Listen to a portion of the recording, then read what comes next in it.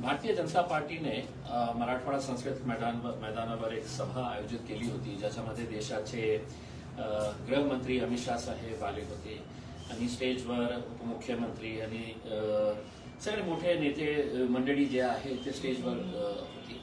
आणि त्या सभेमध्ये एक तर मला स्पष्टपणे हे सांगायचे आहे की आदरणीय अमित शाह साहेब देशाचे 2 नंबरचे नेते आहे, गृहमंत्री आहे आणि त्यांची सभा इथे भरवायची असेल तर ज्या जिल्ह्यामध्ये त्यांचे 2 केंद्रीय मंत्री आहे, एक महाराष्ट्रामध्ये कॅबिनेट मिनिस्टर आहे, तर इतके सारे नेते असून सुद्धा मराठवाडा सांस्कृतिक मंडळ सारख्या असा छोटासा ग्राउंड मध्ये सभा घेणं म्हणजे तुमची ताकद इथे किती आहे हे सगळ्यांना कळेल. अर्धा ग्राउंड तर तुम्ही डी लावून की सिक्युरिटीच्या रिझन्स दाखवून तुम्ही अर्धा ग्राउंड ते कव्हर केलं होतं, नंतर ते खुर्च्या टाकण्यात आले होते. पण मी आज जे फेसबुक लाईव्ह करत आहे त्याचा उद्देश एकच आहे की ज्या प्रकारे मला टार्गेट करण्यात आला होता आणि ज्या प्रकारे उखाड़ के फेक देंगे अमित शाह साहेब आपली जी भाषा होती त्याचं उत्तर देण्यासाठी मी आज फेसबुक लाईव्ह करत आहे. आपण देशाचे गृहमंत्री आहे आणि देशामध्ये लोकशाही आहे, कुणालाही निवडणूक लढण्याचा अधिकार आहे, कोणी पराभव होणार कोणी जिंकणार हे या देशाच्या आपल्या जे इलेक्टोरल सिस्टम आहे त्याचं वैशिष्ट्य हे आहे. लोकांनी मला निवडून दिले होते, पण आपण मी वारंवार हे सांगितलं लोकांना की मी निजामाशी संबंधित आहे, रजाकारांच्या बाबतीत आपल्या नेत्यांनी बोललेले आहे. हे खरी गोष्ट आहे की निजाम होते या देशामध्ये, आपला इतिहास आहे, रजाकार होते, हे याच्यामध्ये काही दुमत नाही आहे. पण अमित शाह साहेब माझा काय संबंध आहे ते निजामाशी, माझा काय संबंध आहे ते रजाकारांशी, माझा काहीही संबंध नाही आहे. ते होते, मेले, गेले, संपले, आता त्यांचं काहीही राहिलेलं नाही आहे. पण इतिहासाचं हे एक आहे, खरी गोष्ट आहे. पण त्याचा संबंध माझ्याशी जोडणं म्हणजे मला कसं वाटत असेल की तुम्ही जेव्हा रजाकारांशी माझा संबंध जोडतो, माझं काही देणं घेणं नसताना मी आपल्याला समजा तुमचा संबंध नथुराम गोडसेशी जोडलं तर हे मान्य असणार आहे का तुम्हाला? भारतीय जनता पार्टीच्या नेत्यांना हे मान्य असणार आहे का की मी आपला तुमचा संबंध आणि भारतीय जनता पार्टीचा संबंध नथुराम गोडसेशी जोडलं तर हे मान्य असणार आहे का? तर साहेब मी अनेकदा हे सांगितलेलं आहे की ज्याच्याशी माझा काही संबंध नाही आहे, तुम्ही 2024 मध्ये येऊन अशा प्रकारची भाषा वापरणार असेल, अपेक्षा काय होती गृहमंत्री साहेब की तुम्ही आमच्या जिल्ह्याला आलेले आहे, गृहमंत्री आहे देशाचे, या जिल्ह्याला तुम्ही काय देणार आहे, तुम्ही काय विकासाचं काम करणार आहे. मग तुम्ही काय आणलं की राम मंदिर के टाइम पे देवेंद्र फडणवीस साहेब आपण महाराष्ट्राचे गृहमंत्री आहे, उपमुख्यमंत्री आहे, महाराष्ट्रातले सगळे मोठे नेते आहे, सगळ्यात मोठे नेते आहे आपण भारतीय जनता पार्टीचे. तुमच्या खासदारांनी 370 च्या वेळी त्यांनी समर्थन केलं होतं का? मंदिरासाठी तुम्ही तुमच्या खासदारांनी समर्थन केलं होतं का? महिलांच्या रिझर्वेशनच्या साठी तुमच्या खासदारांनी समर्थन केलं होतं का? असे अनेक प्रश्न तुम्ही उपस्थित केले. नाही केलं, मी माझा हात नाही वर केलं होतं. आणि आपल्या औरंगाबाद जिल्ह्यामध्ये तुम्ही हे सांगणार असेल की 370 च्या वेळी मी काय केले आहे, लोकशाही आहे का नाही आहे, की मला तुमचं जे निर्णय तुम्ही घेतलेला आहे मी त्याचं समर्थन नाही करणार आहे. ते लोकशाहीमध्ये ते संविधानाने मला अधिकार दिलेले आहे की मी तुमच्या निर्णयाच्या विरोधात लोकशाही मार्गाने विरोध करू शकतो आणि मी लोकसभामध्ये केलेले आहे. अशा हुकुमशाही तर नाही आहे ना की तुम्ही जे निर्णय आणणार, तुम्ही जे बिल आणणार, ते तुम्ही जे कायदे बनवणार आहे त्याचं मला समर्थन करावंच लागणार आहे, असं होऊ शकत नाही. हे दादागिरी, हे आपलं ज्या प्रकारे डिक्टेटरशिप टाईपचा जे ऍटिट्यूड भारतीय जनता पार्टीच्या नेत्यामध्ये झालेला आहे ना, की आम्ही जे बोलतो, अपेक्षा माझी हे होती की तुम्ही माझ्या मराठवाड्यातल्या शेतकऱ्यांच्या बाबतीत का उल्लेख केला नाही. तुम्ही जसा आपली पीठ थपथपावत आहे की देशामध्ये जेव्हा करोना पसरलं होतं तर मोदी सरकारने 140 कोटी जनतेला तुम्ही वॅक्सिनेशन केलं होतं, आपण नाही केलं होतं. म्हणजे असं तुम्हाला दाखवायचं आहे की हे जे इंजेक्शनचं निर्माण जे करण्यात आलं होतं, जे इन्व्हेन्शन ज्याचं झालं होतं ते नरेंद्र मोदी साहेबांनी केलं होतं. आणि जे स्टेजवर सगळे बसलेले होते ते डॉक्टर्स होते, ते वॅक्सिनेशन करत होते. प्रामाणिकपणे आपल्याला या देशाच्या डॉक्टर्स, मेडिकल फॅटर्निटीच्या, नर्सेसच्या, नर्सिंग स्टाफच्या त्यांचा धन्यवाद करायला पाहिजे. नाही, मोदी सरकारने 140 कोटी लोक, आता 100 वर्ष हेच सांगणार आहे का? आणि जगात करोना व्हायरस पसरलेला होता. कोणत्याही सरकार आपली पीठ अशा प्रकारे क्रेडिट घेत नाही की हमने वॅक्सिनेशन कराय, हमने वॅक्सिनेशन कराय, हमने. कुठेतरी चांगलं झालं असेल, कुठेतरी जास्त वाईट झालं असेल, पण कितने सालों तक अब आप यही राग रचते रहेंगे? आपने मंदिर बनाए हैं, हम उसका स्वागत करे हैं. मेरे पार्टी के अध्यक्ष, माझ्या पार्टीचे अध्यक्ष बॅरिस्टर असदुद्दीन अवैसी साहेबांनी पार्लमेंट मध्ये उभे राहून हे सांगितलेले आहे की हम भगवान राम का हम आदर करते हैं, पण आम्ही नथुराम गोडसेचा आदर करत नाही. त्यांनी जे म्हटलं, मी पुन्हा आपल्याला सांगतो की आम्ही भगवान रामचा आदर करतो, पण नथुराम गोडसेचा आदर करत नाही. तुम्ही मला रजाकारांशी जोडत असेल तर विचार करा, मी तुम्हाला नथुराम गोडसेशी जोडलं तर ते तुम्हाला आवडलं, पटणार तुम्हाला की नाही? माझ्यावर सगळं तुटून येणार आहे की तू कशाला आम्हाला नथुराम गोडसेशी जोडत आहे. तर जे भाषा आपण वापरलेली आहे, उखाड़ के फेकेंगे. आदरणीय अमित शाह साहेब, आपण एक खूप मोठ्या जबाबदारीच्या पदावर बसलेले आहे. याचा अर्थ हे नाही आहे की तुम्ही बोलणार आणि आम्ही ऐकणार आहे. मलाही बोलता येतं आणि बहुतेक तुमच्या बोलण्यापेक्षा जास्त चांगली भाषा मी पण वापरू शकतो, पण आम्ही आदर करतो तुमचा. देवेंद्र फडणवीस साहेब, कराड साहेब केंद्रातले मंत्री आहेत. आपण मी एक प्रश्न उपस्थित केला की याच्या खासदारांनी काही काम केलं नाही, आणि आपल्या भाषणामध्येही तुम्ही हेच सांगितलेले आहे की रजाकार होते आणि ते निजाम होते आणि निजामाला आपल्याला इथून हाकलून द्यायचं आहे. कराड साहेब, मी आजपर्यंत इथे आलेला आहे ना, तर मी कुणाच्या बूट चाटून इथपर्यंत पोहोचलेला नाही आहे साहेब. मी कुणाची गुलामगिरी करून इथपर्यंत पोहोचलेला नाही आहे. 2014 मध्ये आमदार झालं, 2019 मध्ये निवडणूक लढली, लोकांनी समर्थन दिले, लोकांनी मत दिलं, म्हणून मी दिल्लीपर्यंत पोहोचलेला आहे. मी बॅकडोर एंट्री घेतलेली नाही आहे की मागच्या दरवाजाने लोकांच्या गुलामगिरी करून मी इथपर्यंत पोहोचलेला नाही आहे साहेब. आणि मी आपल्याला पुन्हा एकदा हात जोडून विनंती करतो कराड साहेब की तुम्ही तर खूप मोठे आहे, माझ्याप्रमाणे तुमचं वजन खूप जास्त आहे. केंद्रातले फायनान्स मिनिस्टर आहे देशातले तुम्ही. अमित शाह साहेब आहे, कोण आहे, देशातले सहकार मंत्री पण आहे. इथे माझी अपेक्षा होती की जे 65,000 लोक जे आदर्श मध्ये ज्यांचा पैसा बुडालेला आहे, कोणत्या खात्यामार्फत हे पैसा बुडालेला आहे, तर सहकार, आणि आपण सहकार मंत्री आहे देशातले. याचा अर्थ हे नाही आहे की हे राज्यामध्ये झालेलं आहे की तुमचं डायरेक्ट कनेक्शन येतं, पण जेव्हा हे घोटाळा झाला तर सहकार मंत्री आपल्याही पार्टीचे आदरणीय अतुल सावे साहेब होते, फायनान्स मिनिस्टर देशातले कराड साहेब होते, तेही बसलेले होते त्यावेळी. मग ते लोकांच्या बाबतीत का आपण बोलले नाही की मी जबाबदारी घेतो, जसा तुम्ही आपली पीठ हे छाती ठोकत होते ना की हमने 140 करोड. मग हे 65,000 लोकांच्या जे 24 लोक मयत झालेले आहे, हार्ट अटॅक झालेला आहे, त्यांना आपल्या मुलींचं लग्न करायचं आहे, त्यांचे कोट्यवधी रुपये सहकार क्षेत्रामध्ये अडकलेले आहे, त्याच्या बाबतीत का बोललं नाही? याच्या बाबतीत का बोललं नाही की मराठा समाज आज रस्त्यावर येत आहे, तुमच्या विरोधात आज ते तुमचे पोस्टर फाडत आहे. तुम्ही सांगायला पाहिजे होतं की हो आम्ही तुमच्या पाठीशी उभे आहे. मागच्या 70 वर्षापासून धनगर समाज च्या बाबतीत कोणीही बोलत नाही. त्याच्या बाबतीत तुम्ही का बोललं नाही की आम्हीही तुम्हाला न्याय देऊ करके, किंवा त्यांचं फक्त मत पाहिजे आणि निवडणूकच्या वेळ आली ती हिंदू मुस्लिम करायची, मला रजाकार ठरवून द्यायचं, मला निजामाशी जोडून द्यायचं. गंभीर प्रश्न काय होतं देशाचे? इतके सारे मंत्री आहे तर सांगायला पाहिजे होतं की आम्ही या जिल्ह्याला आता हे नवीन उद्योग आम्ही आणणार आहे. सांगू का आपल्याला? इन्स्पिरा नावाची एक कंपनी आहे, जे शेंद्रामध्ये त्यांनी जमीन लाटली MIDC कडून, कशासाठी? तर SEZ आम्हाला उभा करायचे आहे. 100 रुपयाच्या रेट प्रमाणे ती जमीन विकत घेतली. अजंता फार्माचे जे अग्रवाल साहेब आहे, मधुसूदन अग्रवाल साहेब, किती जमीन घेतली त्यांनी?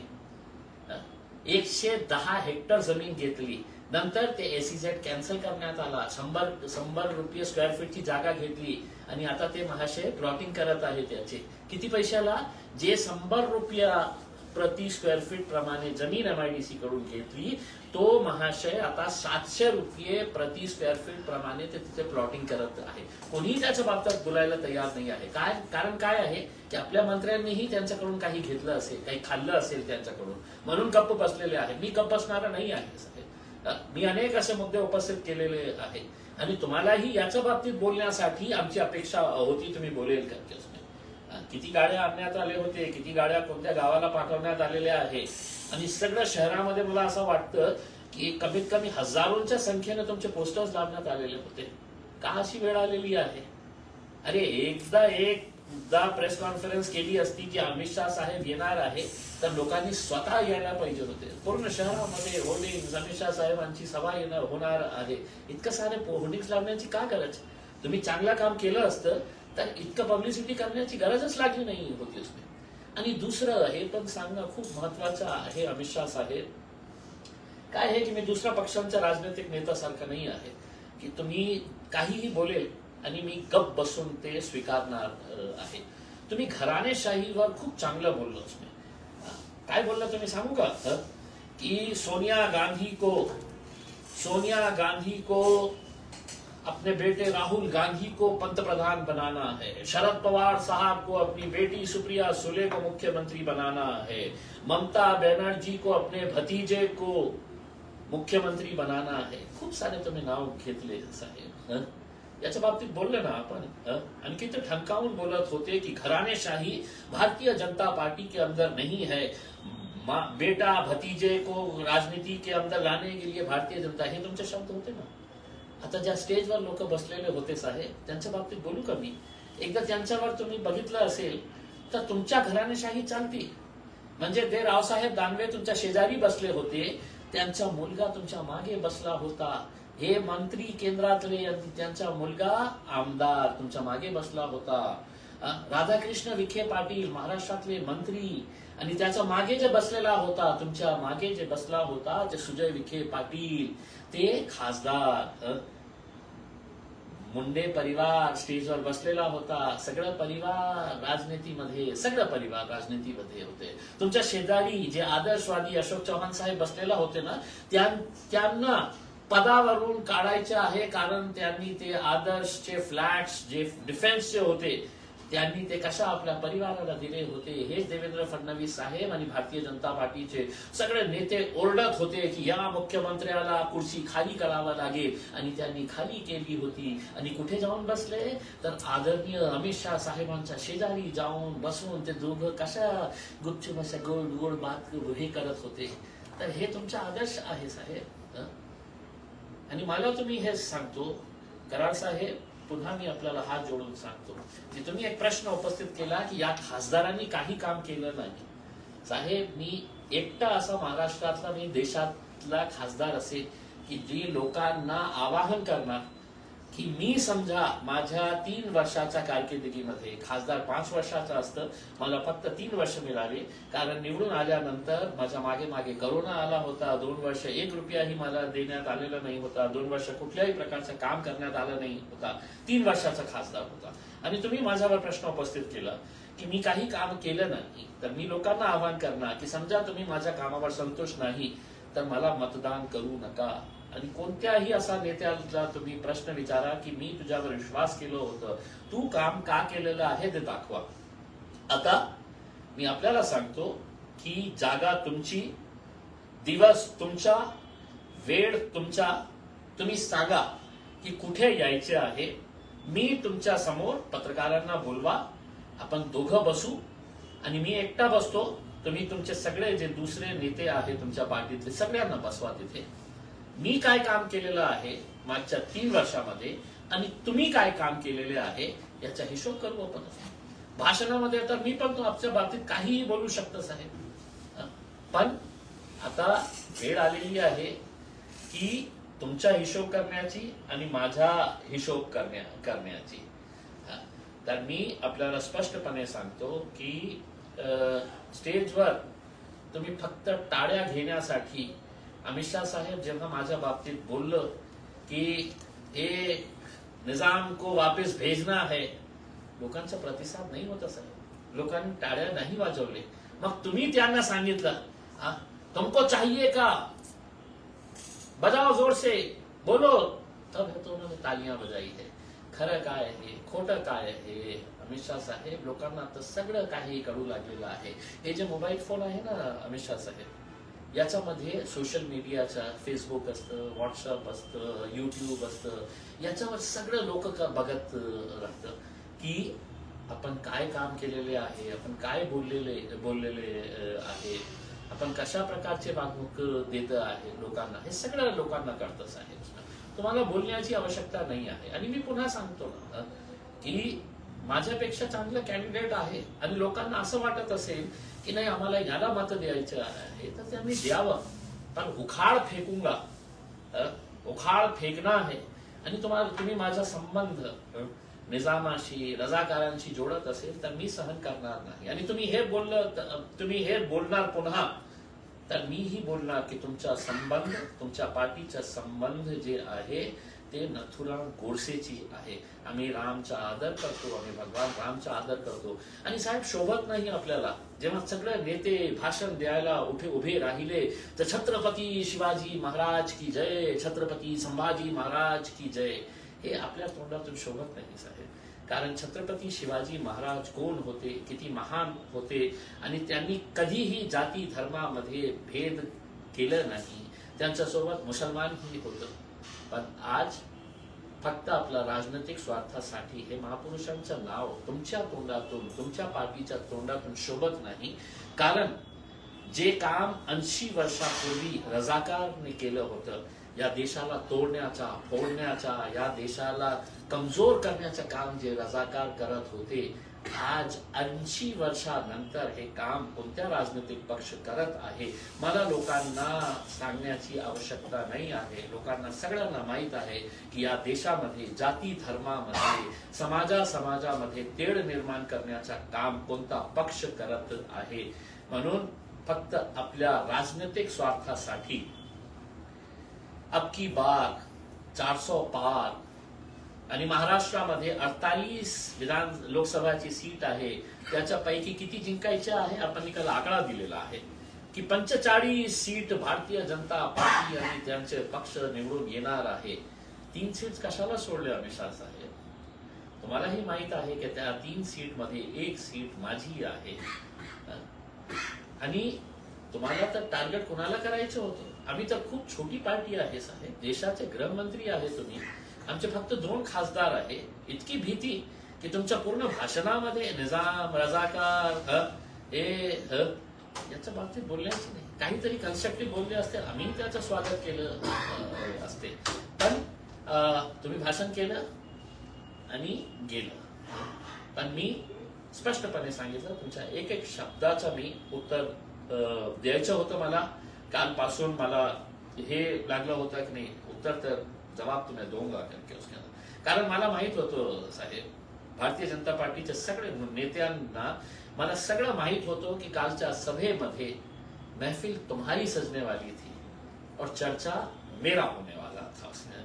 ये कितनी बड़ी बात है कि एक छोटे से जिले के खासदार के लिए देश के गृह मंत्री कितने डरे हुए हैं, कितने सहमे हुए हैं कि इनको उखाड़ कर फेंकना है. उखाड़ कर फेंक नहीं सकते ऐसा.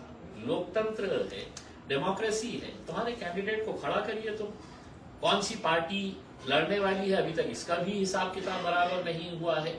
अपेक्षा माझी हे होती की तुम्ही सांगणार की नाही भारतीय जनता पार्टी ही यहां से लड़ेगी, और अगर एकनाथ शिंदे और उनकी पार्टी के नेता ज्यादा बड़बड़ाए, ज्यादा चीखना चिल्लाए कि हम लड़ने वाले हैं, तर मग त्यांच्याही मागे आपण ईडी लावायला पाहिजे होती. पण माझ्या बाबतीत जेव्हा बोलणार ना आपण तर थोडासा विचार करून बोला. मी कदापि हे सहन करणार नाही साहेब की माझा संबंध तुम्ही रजाकारांशी जोडणार आणि ते निजामाशी जोडणार, काही संबंध नाही साहेब. जे होते ते गेले मेले संपले. या मराठवाड्याचा मी अभिमानाने सांगतो, मी छत्रपती शिवाजी महाराजांना मानणारा माणूस आहे, मी संविधानाला मानणारा माणूस आहे.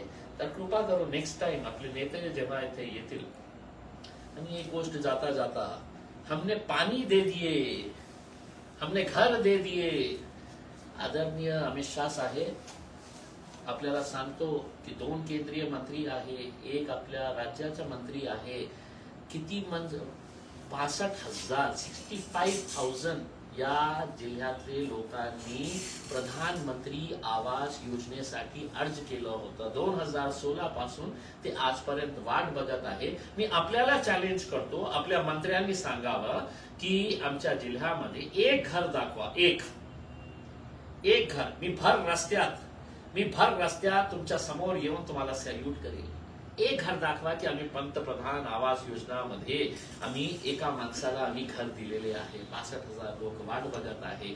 देण्याचा 16 कन्स्ट्रक्शन ही सुरुवात झाली नाही आहे, त्याचा भूमिपूजन ही झालेला नाही आहे. आणि तुम्ही म्हटलं हमने पाणी दिए हे करते. हो, तुमचे पंतप्रधान, आमचे पंतप्रधानांनी अनेकदा सांगितलेले आहे की हम 2022 मार्च 31 मार्च 2022 तक इस देश के हर बेघर को घर देंगे. और वो घर ही नहीं रहेगा, घर में नल रहेगा और नल में जल रहेगा. त्यांची आपल्याला विशेष शैली जी आहे ना पंतप्रधानांची, त्या शैलीमध्ये त्यांनी बोलले होते. आता एकदा माझ्या एरियामध्ये नाही, तुम्ही माझ्या गल्लीमध्ये येऊ नका, जिथे भारतीय जनता पार्टीला मत देणारे लोक आहे, भारतीय जनता पार्टीला मानणारे लोक आहे, त्यांच्या गल्लीमध्ये जाऊन एकदा बघा की पाणी कुठे दिलं आपण. 2 वर्षापूर्वी आपले हेच आदरणीय देवेंद्र फडणवीस साहेब आले होते आणि हंडा मोर्चा त्यांनी काढलं होतं. सगळं लोकांना फुकटाचे हंडे देण्यात आले होते आणि आपल्या महिलांनी नऊवारी साडी घालून ते फुकटाचा हंडा घेऊन रस्त्यावर डान्स करत होते, जशा की पाणी आलेला आहे. आजपर्यंत आम्हाला पाणी मिळालेलं नाही आहे आणि तुम्ही कोणत्या आधारावर बोलले मला माहित नाही आहे. तुमच्या कानात कोणी फुटले होतं की नाही साहेब हमको यहाँ पे पाणी मिल रहा है, हर रोज मिल रहा है.